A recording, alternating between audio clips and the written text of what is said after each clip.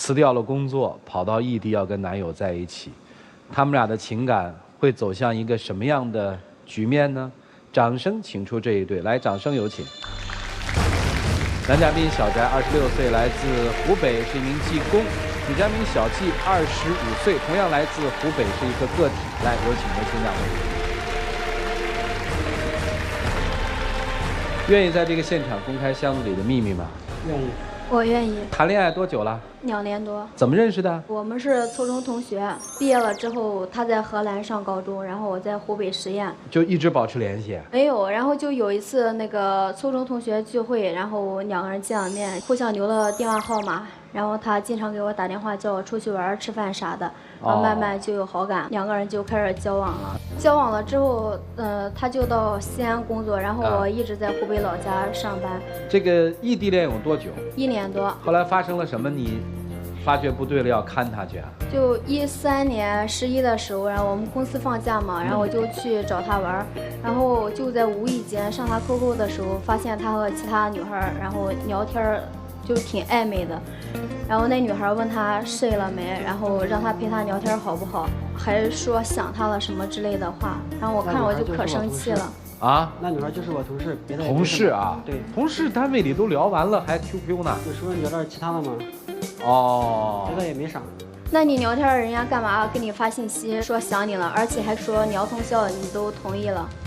有时候说点那个很正常吗？你觉得正常是吧？还好吧，我觉得没那个意思，没那个关系就对了。哦，你不喜欢他对吧？啊，他喜不喜欢你？这个我不知道。你到底喜不喜欢？你怎么会不知道啊？肯定也不喜欢。一个女人不喜欢一个男人跟她聊一宿？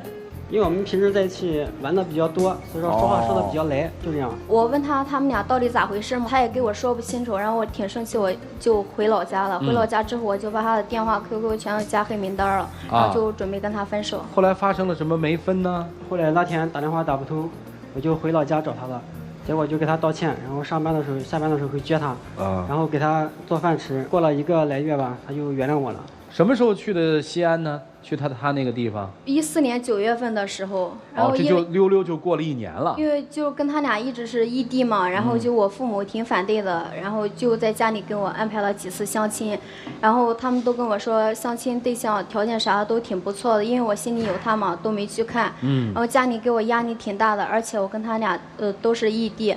然后我就感觉挺累的，然后就来西安了。我在家里什么事都没做过，然后过来了之后还要给他洗衣服、做饭。后来为了给他减轻负担，就出去找工作。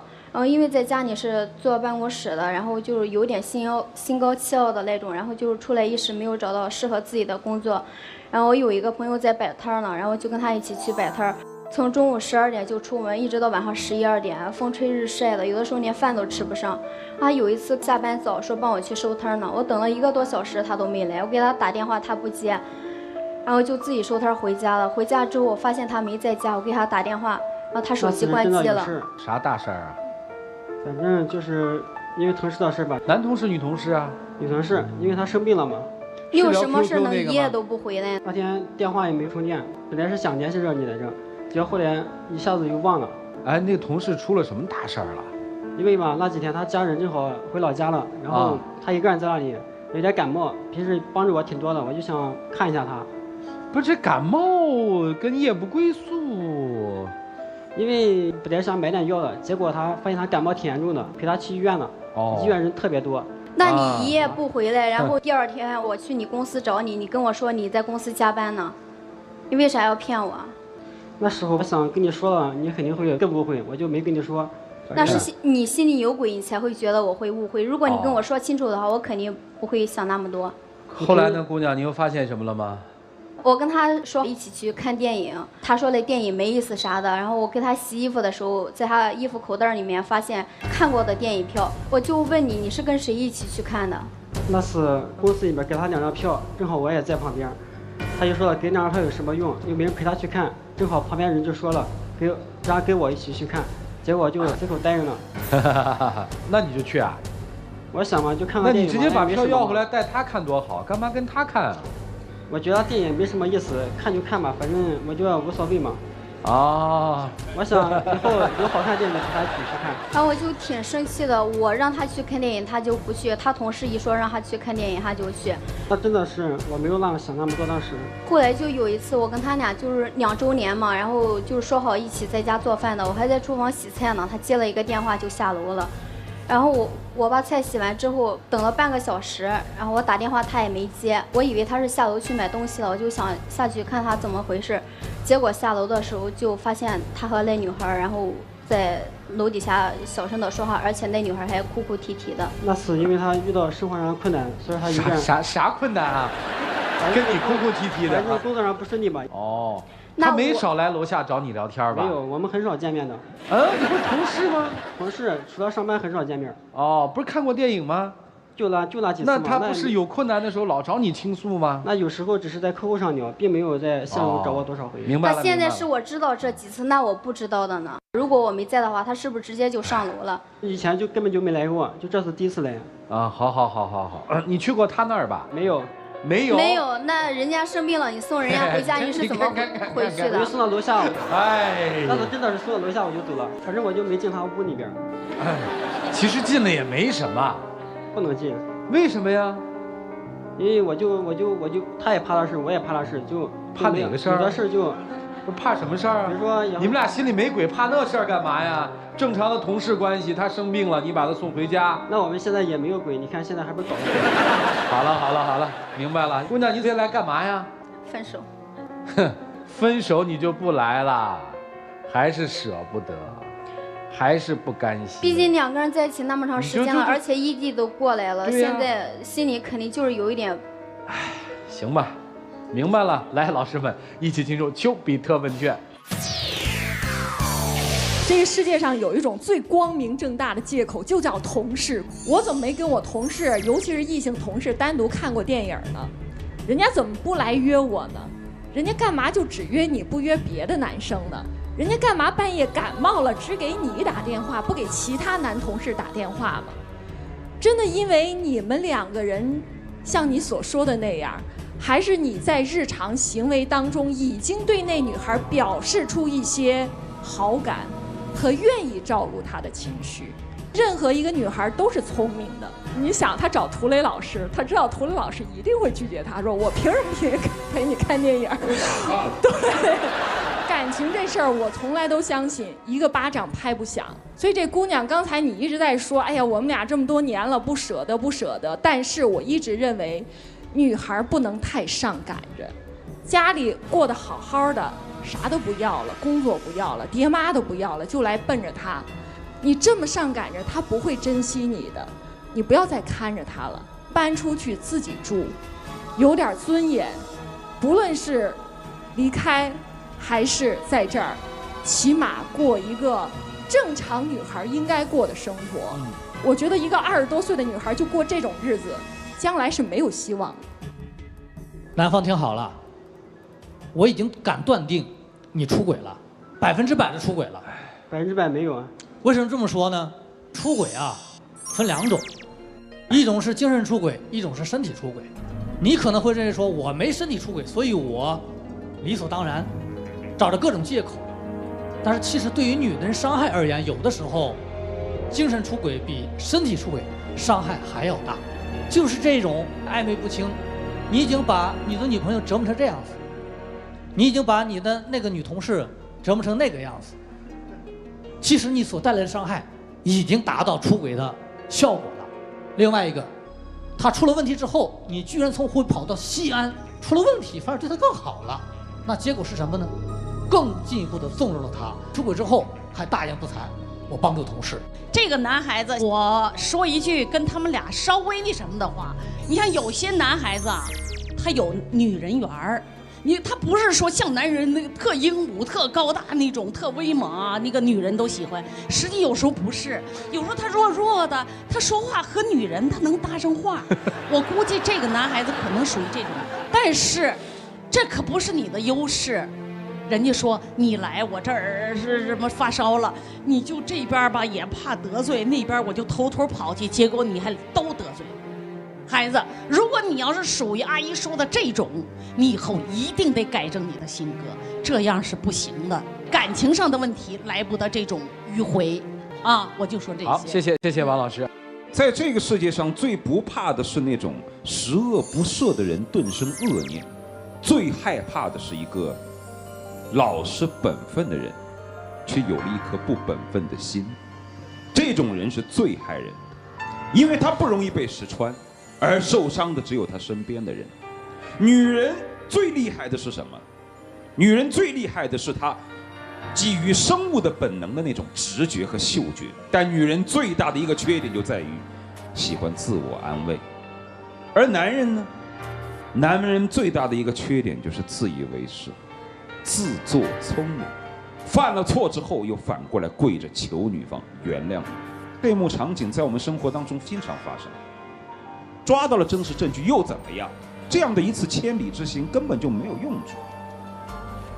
男生一开始在异地的时候，只要你一伤心，马上回来把你搞定，哄哄你啊，买点小礼物啊，这就叫自作聪明吗？把你搞定之后，立马回头到那边又继续那边的温柔梦乡，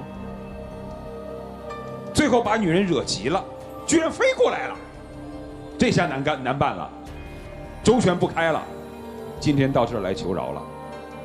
明明知道自己的女朋友是冒着家庭的反对，不远千里来到这儿，明明知道她不会做饭，为你付出了这么多，这样做都换不来你对那个女人的割舍，我就不明白这个女人有哪一点是你这么离不开？你说她对你有恩是吗？帮助过你，她救了过你的命啊！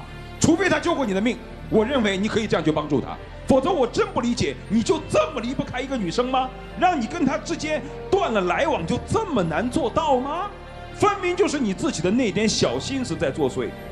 我相信王老师所说的一点，他是个老实人，但他不知道，甚至不以为自己在干坏事，他甚至不认为，但是那种蠢蠢欲动的意念已经没有了质的界限。精神出轨没有分界点，分界点在他的脑子里，他的脑子里过了那条界，想入非非了，他就出轨了；他没有过那条界，他就没有出轨。所以说这事儿难办的就是在这儿。我们清楚没有用，要他清楚这才有用。但是男人们恰恰是捉住了这点，毫无实质的界限，然后在界限这边徘徊，又到那边徘徊，来回的徘徊，这就是这种人的最可恶的一点。有关于女人这一点我也就不多说了，我曾经原来说过，善良的女人管住男人的胃，功利的女人管住男人的钱，愚蠢的女人管住男人的身子，聪明的女人管住自己的尊严。所以说回去吧，回到你自己原来的地方，该干嘛干嘛去。我相信你一回去了，他又会回来搞定你。你只要一生气，他又会回来使尽办法来哄你开心。但是这样的日子持续不了多久。我对你们的恋情不太看好，我有的时候特别想不明白，就这么个男人怎么就有女人抢呢？我比他差在哪儿啊？但是也许是王老师就说的那点，这种男人就跟女人搭得上话，他绝对有女人缘，他没办法。所以说这个事儿呢就不再多说了。我对你们是不太看好，我对于他的这种自我的约束力不太看好。你不管和他在一起和不和他在一起，你将来唯一做的一条路就是一定要管住自己的尊严，这就是我对你真实的建议。对你呢，如果你真的想挽回，跟他回到他的故乡，去他那边，老老实实在他身边，围着你自己唯一的女人转，其他的歪想法你也别想了。如果能做到你就留下来，做不到你就走吧，就这样。好吧，来，接下来的时间留给你们自己，一起进入柔顺拉芳黄金60秒。你愿意原谅我吗？这事是我真的没处理好，我也没有想那么多会这样。也许是我真的做的不对，你下来我也没好好照顾你，再给我一次机会吧。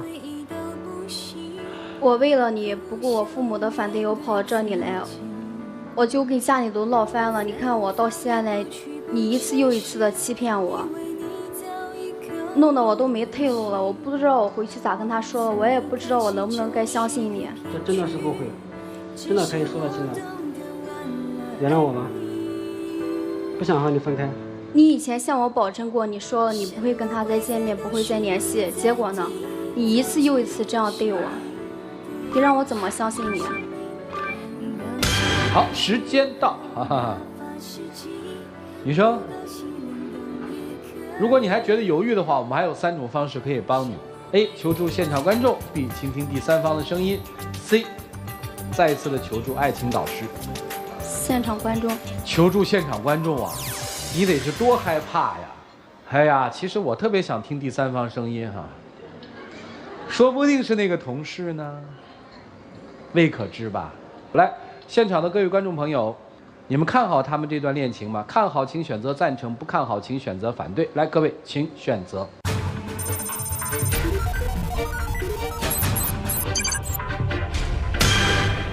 84.62%的观众不太看好，看了观众反应了，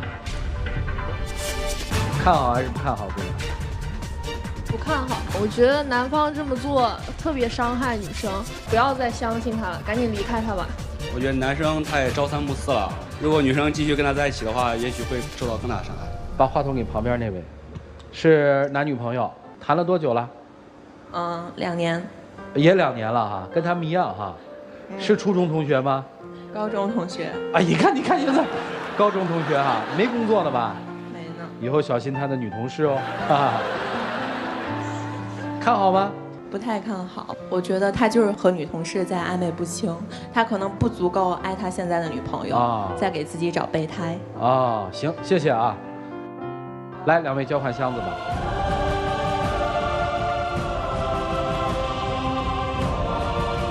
谢谢你们，请回。哎，来，请关门啊。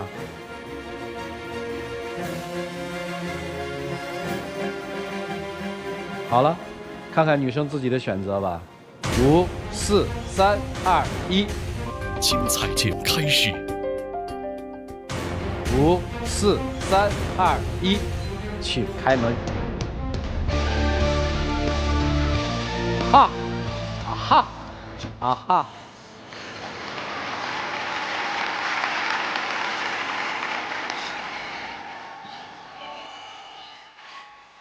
来，我看看箱子。我父母已经让我赶快回家，我现在顶着很大压力和你交往。这个我相信。但是结了婚以后就这样吗？我家里已经准备好了房子和礼金，咱们马上就能结婚。你开不开心，姑娘？其实吧，我就觉得王老师说的挺对的，我就是一个不太会说话，反正自己挺笨的，说什么错什么的人。我跟你说，孩子，我跟你说一句啊，他有一种人，他就是别的女人对他好，他连拒绝的能力都没有，就是这说明什么？说明他太弱。那如果你要是这种人的话，今后你一定要改，你一定要向涂老师学习。不行，我就坚决拒绝。成功复合的情侣将获得由休闲旅游领导者途牛旅游网提供的价值500到3000元不等的旅游代金券。下面你们自己喊开始喊停就可以了。开始。停。来，有请我们的小话筒。我们的幸福之门打开了，选择幸福，选择亚赛河来盼盼，盼盼到家，安居乐业。来，把戒指给叔叔，拉着妹妹走吧。接下来，我们来见证属于他们自己的浪漫时光。我虽然已经跟你说了这么多了，但是你要相信我，我真的没有做对不起你的事。希望你能原谅我，答应我吧。你能保证以后不和他联系，不和他再见面了吗？我肯定跟他什么都跟你说清楚，原谅我吧。你最后回答我一个问题，你求他原谅的时候，甚至求婚的时候，他问你个问题，你都没正面回答，你以后能不跟那个人往来了吗？这个需要一点时间。为什么呀？因为毕竟是好朋友，你不可能说不理人不理，毕竟在那里上班嘛。我会让他辞掉工作，跟我一起回老家的。会吗你？会。啊？会。你大声说。会。2位请回，谢谢你。